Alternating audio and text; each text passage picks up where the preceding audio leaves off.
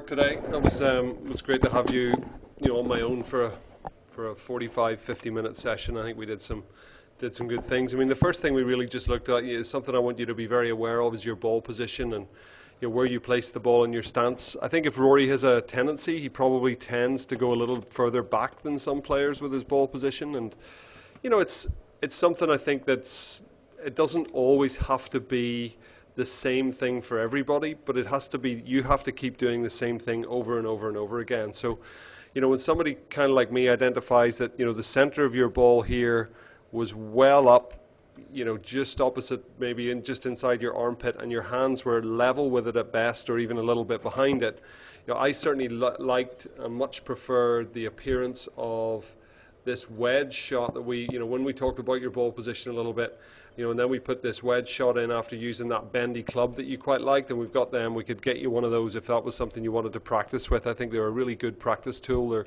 They're called DST. But this wedge ball position was more correct towards the center of your stance, and certainly your hands looked up in a much, much better position, which they should be down through that impact area.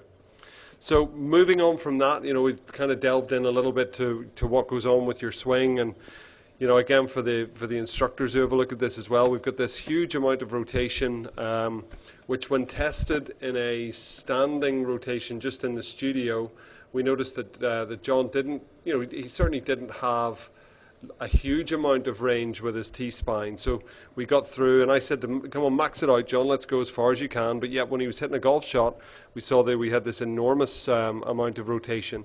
So of course what we suspect then from there is that as John gets into his backswing, he basically just almost shrugs his shoulder blades kind of move out of position, and his shoulders basically create the appearance of this huge amount of rotation.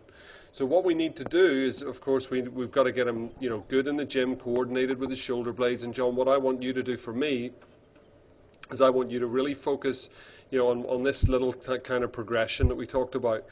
First of all, getting into good position, doing your rotation, and then from there you can do the little pistol grips with your fingers out. John, you might use John Howells, you might use the posture belt with John to help him just to feel what it's like to make a turn and use your arms without kind of separating from your shoulder blades too much.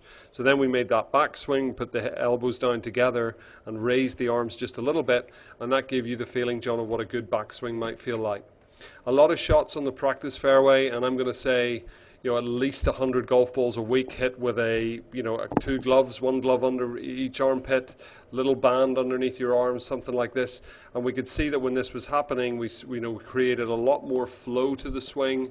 We didn't see that kind of really separated look. We got to be careful, guys, for any sort of reverse spine stuff that goes on. I've seen that before when we fix this up.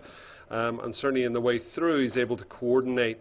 And John, you did a great job of coordinating your arm swing and not looking as if your arms were kind of, lagging behind and then throwing out in front of your body. It was much more of a togetherness through the impact area, and more balanced as well.